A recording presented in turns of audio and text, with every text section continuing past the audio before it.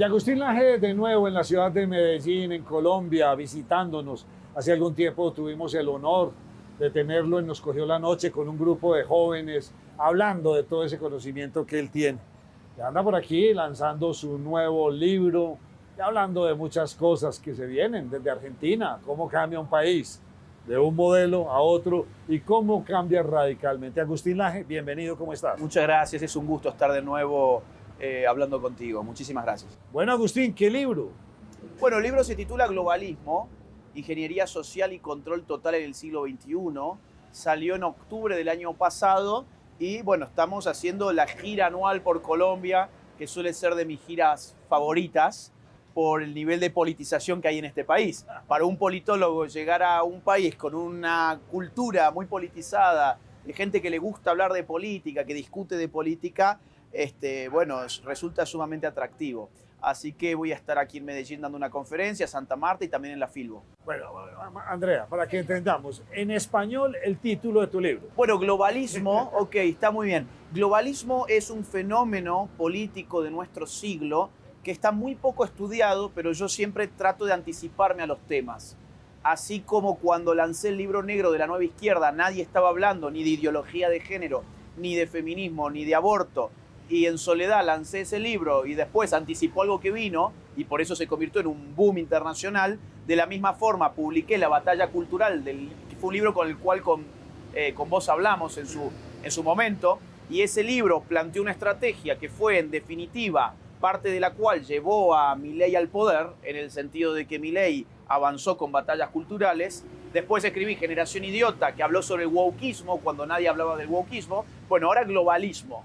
¿Qué es globalismo? Globalismo es la concentración del poder político en aparatos supraestatales.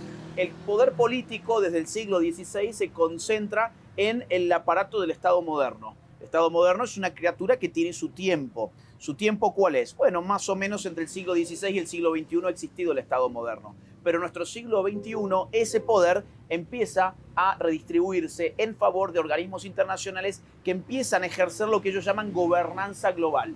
Para traducírtelo a la vida corriente de todas las personas, podemos poner un caso muy próximo a la vivencia de cada quien. La pandemia. ¿Quién gestionó la política sanitaria de la pandemia? ¿Fue el Estado Nacional el que realmente diseñó las directrices sanitarias para enfrentar al virus? No, fue un organismo internacional. Ese organismo internacional se llama OMS, Organización Mundial de la Salud, que es parte de una estructura mayor que es la estructura de la ONU. Te pongo otro ejemplo, los problemas del cambio climático. ¿Quiénes son las autoridades políticas en ese terreno? ¿Es realmente el Estado-Nación? No, el Estado-Nación en todo caso se va acoplando a directrices y agendas establecidas supranacionalmente por acuerdos que se van gestionando en el marco internacional. Te pongo un último ejemplo.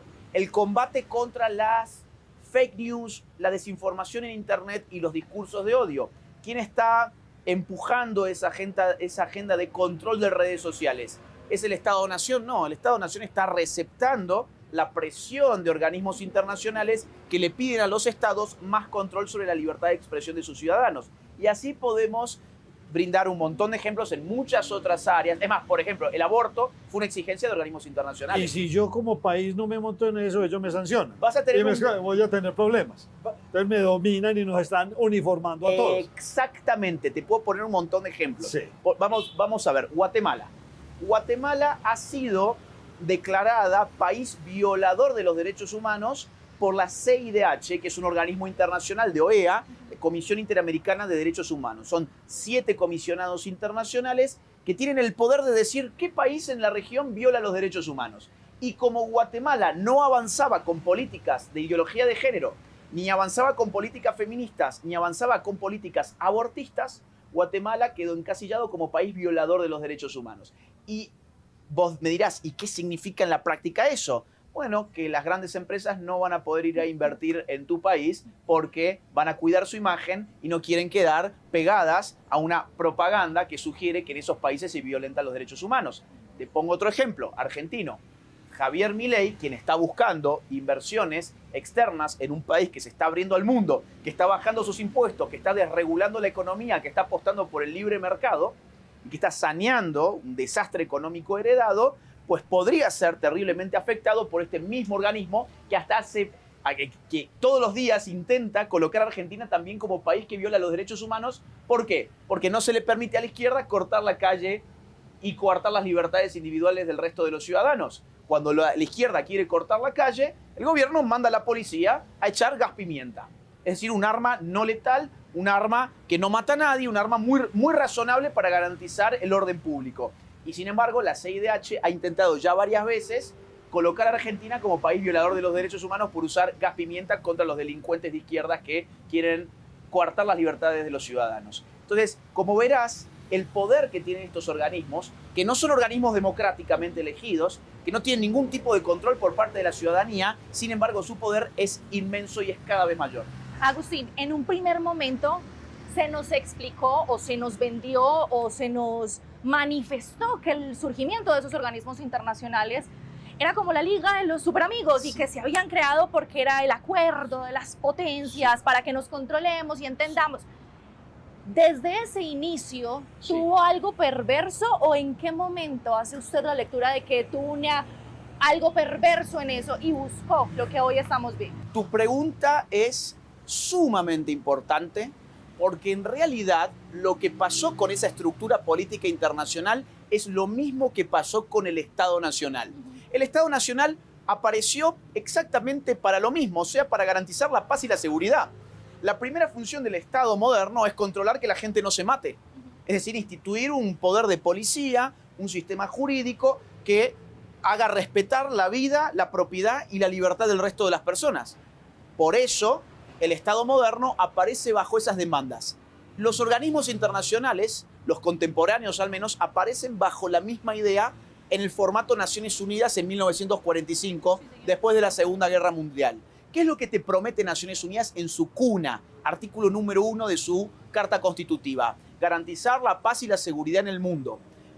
Todos estamos de acuerdo, nos parece genial que aparezca una autoridad supranacional para que las naciones no se maten entre ellas, así como queremos un Estado para que los individuos no nos matemos entre nosotros. Que sin embargo no tiene ningún poder de acción porque no existe ningún ejército internacional. Exacto, es un foro de discusión y de negociación. Ahora bien, ¿qué pasó con el Estado? Cada vez fue amasijando, amontonando más y más funciones. ¿Qué pasó con Naciones Unidas? Cada vez fue amontonando y amasijando más y más funciones. Hoy cuando vos ves en Naciones Unidas qué hay, vas a encontrar salud, educación, cultura, industria, temas agropecuarios, temas climáticos, temas sexuales, temas demográficos, temas financieros, temas económicos, temas familiares, todos los aspectos de la vida social e individual que habitualmente tienen encima suyo autoridades políticas nacionales controlándolos, también tienen hoy en día estructuras supranacionales que bajan a su vez sus propias agendas. Con lo cual, los individuos, nosotros, estamos bajo una jerarquía de poder inmensa. Claro. Tenés tu municipio, tenés tu departamento, provincia o estado subnacional, como se lo llame en cada lugar. Luego tenés tu estado nacional, luego tenés tu superestado regional y luego tenés tu superestado global. Claro. Lo cual es una locura. ¿Cómo controlás esa cantidad de poder? Entonces vos me preguntás, ¿qué pasó? Lo que pasó es lo mismo que pasó con el Estado Nacional, que es que el poder político tiende indefectiblemente a crecer, a solicitar cada vez más prerrogativas, a hacerse cargo cada vez de más ámbitos de la vida social e individual. Por eso los libertarios aparecen para ponerle ahí un freno, para decir, queremos devolver el poder a los ciudadanos y quitarle esas estructuras burocráticas. Agustín, Trump entendió eso. Bueno, y por eso se retira. Exacto. Trump, de hecho, el término globalismo aparece en los grupos MAGA, los grupos trumpistas, allá por el año 2015-2016. Es un término político muy nuevo, globalismo. No es lo mismo que globalización, es otra cosa totalmente distinta. Y Trump fue muy enemigo siempre de estos organismos. Entonces, ¿qué hizo Trump? Una de sus primeras medidas, el primer día que él asume, es firmar la salida de Estados Unidos, por ejemplo, de la OMS. Sí. OMS, que estaba financiada mayoritariamente por el dinero de Trump, después le seguía Bill Gates, perdón, por el dinero de Estados Unidos, no de Trump, el dinero de Estados Unidos, después le seguía el dinero de Bill Gates, un privado, con muchísimos intereses en las industrias farmacéuticas y sanitarias, y en tercer lugar venía China. Entonces, Trump, al sacar de la OMS a Estados Unidos, le genera un problema financiero muy importante. Agustín, cuando nosotros estamos pensando en estas organizaciones, pensamos que es importante estar en ellas por lo que nos explicabas anteriormente, porque es que dependemos. Pero se empieza a dar un movimiento, no solo en Estados Unidos, esa tendencia anti-wokeista, Sí. si es el término Sí, acaso, exacto, sí. empieza a crecer a pasos agigantados. ¿Cuál fue ese detonante para que se despegara toda esa batalla cultural, al fin y al cabo, como también se le ha denominado, a ese movimiento en contra de lo denominado woke? Mira, yo creo que hay muchos factores a tener en cuenta. Es una pregunta muy buena. Hay muchos factores. Por un lado, la libertad en las redes sociales, que no existía hasta que Elon Musk no entró en ese terreno. Cuando Elon Musk entra en el terreno de las redes sociales comprando Twitter y cambiándole el nombre a X, presiona al resto de las plataformas de redes sociales para que liberalicen la comunicación digital. Y esto le empieza a dar aire a la derecha, por llamarla de alguna forma, para poder dar su batalla cultural de una manera totalmente acelerada en esos espacios digitales. Y empieza a ganar la batalla cultural.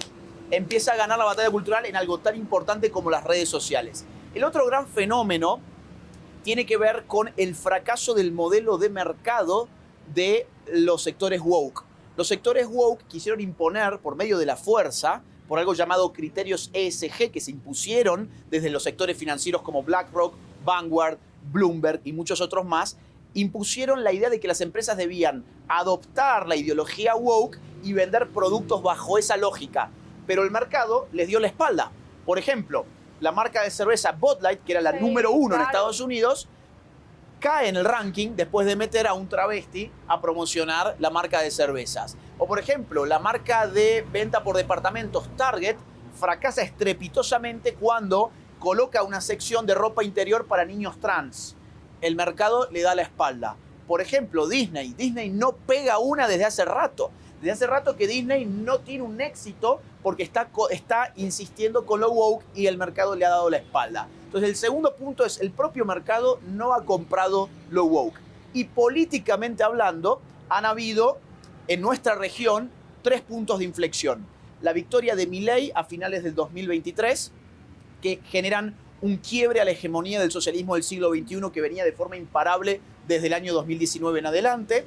La victoria de Bukele en febrero del 2024, 85% de los votos, el presidente más votado de todo nuestro continente, sino de todo el mundo de manera limpia. Y en tercer lugar, la victoria aplastante, arrolladora de Donald Trump en Estados Unidos, que a contrapelo de lo que suponía la prensa y las encuestadoras, que decían que Kamala Harris tenía la delantera, no solamente eso no era cierto, sino que Trump ganó por mayoría popular y hoy controla los 3 poderes del Estado.